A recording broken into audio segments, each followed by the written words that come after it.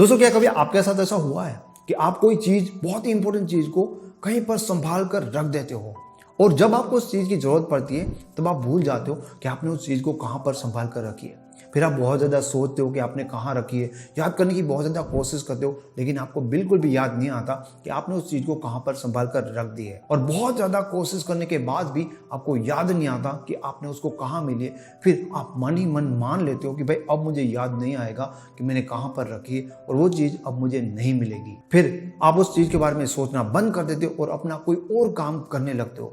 अब आप उस चीज़ के बारे में बिल्कुल भी नहीं सोच रहे हो, कोई और चीज़ के बारे में सोच रहे हो या अपना कोई और काम कर रहे हो, तब अचानक से जैसे कोई आपको आकर कहता है और आपको याद आ जाता है कि आपने उस चीज को कहाँ रखी है। दोस्तों, ऐसा कैसे पॉसिबल है कि जब हम किसी चीज को याद करने की बहुत कोशिश करते हैं तब याद नहीं आती, लेकिन जब हम उस चीज के बारे में सोच भी नहीं रहे होते, दूसरी चीजों के बारे में सोच रहे होते, तब अचानक से हमें याद आ जाता है कि हमने वो कहाँ पर रखी है। ऐसा तो कई अलग अलग चीजों में अलग अलग तरह से हमारे साथ होता है, जो चीजें होती है रिवर्स साइकोलॉजी के रिलेटेड। हाँ दोस्तों, हमारे डे टू डे लाइफ में भी रिवर्स साइकोलॉजी यूज होती है, लेकिन कई बार हमारे रिलेशनशिप में भी रिवर्स साइकोलॉजी यूज होती है। वैसे तो मैंने पहले भी रिवर्स साइकोलॉजी के ऊपर पहले कई वीडियो बनाए, लेकिन आज एक लड़की ने मेरे साथ जो अपनी रिलेशनशिप की स्टोरी शेयर की है वो बहुत ज्यादा रिवर्स साइकोलॉजी के ऊपर बेस्ड है, जिसमें एक टाइम पर कंडीशन ये थी, इस लड़की का बॉयफ्रेंड उसके सामने हाथ जोड़कर उनको ये बोलता था कि प्लीज मेरा पीछा छोड़ दो, मैं तुम्हें नफरत करने लगा हूं। और वही लड़का एक टाइम के बाद अभी उस लड़की को मना रहा है उनके साथ रिलेशन में रहने के लिए,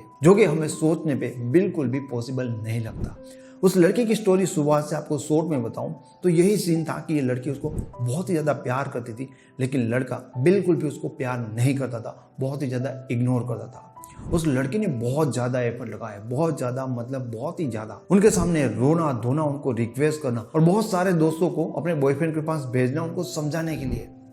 और लड़के की इतनी ज़्यादा एफर्ट के कारण वो लड़का उस लड़की को ये रिक्वेस्ट करता था कि भाई मुझे ना इस रिलेशन से छुटकारा चाहिए, मैं तुम्हें कोई प्यार नहीं करता हूँ, मुझे कोई फीलिंग नहीं है, अब तो मुझे तुमसे नफरत होने लगी है। लेकिन वो लड़की लगातार ऐसा करती गई, वो हमेशा उसको जो भी सही लगता वो एफर्ट लगाती कि कुछ भी करके उसका बॉयफ्रेंड उसको प्यार करने लगे। उस लड़की ने बहुत कोशिश की, लेकिन 6 महीने के बाद धीरे धीरे वो लड़की हारने लगी, क्योंकि लड़की अब ये सोचने लगी कि भाई इतने टाइम से मैंने जो भी मुझे सही लगा वो चीज़ करने की कोशिश की, मैंने क्या क्या नहीं किया, फिर भी ये इंसान मुझे प्यार नहीं करता, उल्टा नफरत करने लगा है, तो अब ये इंसान मुझे प्यार कर ही नहीं सकता। यहाँ पर लड़की माइंड से ना गिव अप कर देती है। जैसे मैंने आपको बताया था, किसी चीज़ को बहुत ज़्यादा ढूंढने के बाद भी नहीं मिलती तो हम हार मान लेते, हम ये एक्सेप्ट कर लेते कि वो चीज़ नहीं मिलेगी। यहाँ पर आप किसी भी इंसान को बहुत प्यार करते हो, वो आपको प्यार नहीं करता, तब आपकी जो कैपेसिटी होगी 6 महीने, 1 साल, 2 साल, उसके बाद हम ये मान लेते कि ये इंसान हमें प्यार कर ही नहीं सकता। तो लड़की ने बहुत ज़्यादा हार्ट होने के बाद 6 महीने के बाद ये मान लिया कि वो लड़का कभी भी उसको प्यार नहीं करेगा। फिर वो ऐसे बिहेव करने लगी, क्योंकि उनके मन से निकल गया ना, तो ऐसे बिहेव करने लगी जैसे उसका कोई रिलेशन नहीं था, जिसे वो किसी को प्यार भी नहीं करती, ना ही वो किसी को पाना चाहती है। तो मतलब उनकी लाइफ से पूरा का पूरा रिलेशन वाला फंडा ही निकल गया।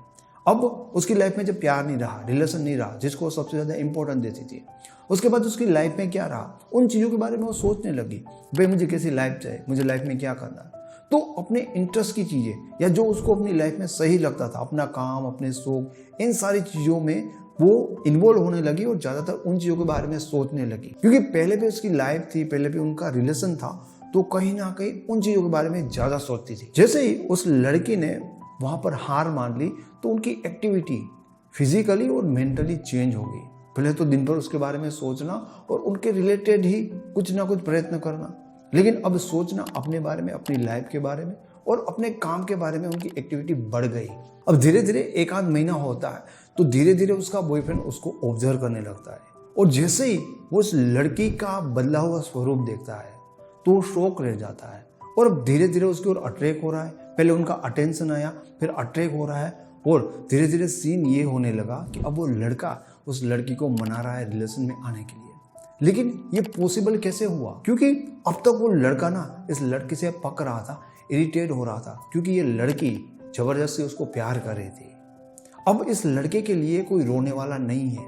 जब वो ऑब्जर्व करता है कि मेरे लिए इतना रोने वाली लड़की मुझे भूल सकती है, जो कि पॉसिबल ही नहीं है, वो मुझे कैसे भूल गई, ये चीज लड़का समझ नहीं पाता। उसको उल्टा शौक लगा कि हो कैसे सकता है, और जो इंसान को उतना परेशान कर रहा था, उसके पीछे इतना रो रहा था, वो इंसान उनसे अचानक इतना दूर चला गया और इतना बदल गया। तो उस इंसान को रियल में उस इंसान की कमी महसूस हुई। उसको अब फील हो रहा था कि यार मुझे तो पता भी नहीं था कि मैं इस लड़की को प्यार करता था। इसके जाने के बाद तो मुझे एहसास हुआ कि यार मैं इस लड़की को प्यार करता हूँ और मैं उसके बिना नहीं रह सकता। लेकिन रियलिटी तो ये होती है कि जब कोई इंसान इतना बदलता है तब हमारे अंदर जेलसी क्रिएट होती है, हमारे अंदर उस इंसान के लिए इमोशनल नीड क्रिएट होती है, हमें अट्रैक्शन होता है और हम ये एक्सेप्ट नहीं कर पा रहे होते और समझ भी नहीं पा रहे होते कि ये पॉसिबल हुआ क्यों। क्योंकि हमारे माइंड में बहुत बड़ा बिलीव बन जाता है कि इतना मेरे लिए रोने वाला कभी भी मुझे भूल नहीं सकता। लेकिन जब ऐसा हुआ तो जो लड़का उससे नफरत करता था वो उनके सामने रिक्वेस्ट करने लगा। तो जिन लोगों को ऐसा लगता है कि भाई मैं कोई ह्यूमन साइकोलॉजी नहीं समझ सकता या मैं अप्लाई नहीं कर सकता और मैंने सब कुछ कोशिश कर ली, उन लोगों को एग्जैक्टली अपने बॉयफ्रेंड के सामने ऐसा ही बिहेव करना चाहिए। उनको मन से ये मान ही लेना चाहिए कि उनका कोई रिलेशन है, वो किसी से प्यार करते या किसी को पाना चाहते हो, कोई एफर्ट नहीं करनी। बिल्कुल भी ऐसा मान लो कि तुम्हारी लाइफ में कोई है ही नहीं, तुम किसी को प्यार ही नहीं करते हो। ऐसा अंदर से एक्सेप्ट करने की कोशिश करो और वैसा बिहेव करने की कोशिश करो।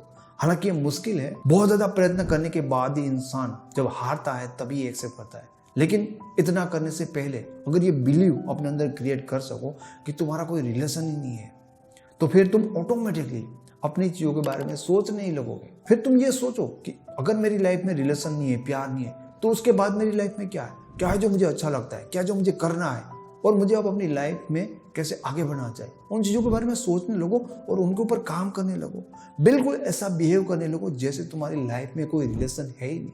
क्योंकि आप रियल में जब ऐसा करते हो तो आप देखोगे कि धीरे धीरे आपके पार्टनर का अटेंशन आपको मिलने लगेगा और फिर आपको समझ में आएगा कि भाई इतने टाइम तक इतनी एफर्ट करने से जो चीज़ें नहीं होती ना, एग्जैक्टली उस चीज़ को करना जब हम बंद कर देते तब आपको उनके परफेक्ट रिजल्ट मिलना शुरू हो जाते हैं। दोस्तों, अगर आपके रिलेशन में ज़्यादा प्रॉब्लम है, पर्सनली मेरे साथ बात करना चाहते हो या मेरी लिखी हुई ईबुक को डाउनलोड करना चाहते हो, तो उनके लिंक आपको इस वीडियो के डिस्क्रिप्शन बॉक्स में मिल जाएंगे। आपको ये वीडियो अच्छा लगा तो इसे लाइक करें, कमेंट करें और इस चैनल को फ्री में सब्सक्राइब करें। Thank you so much.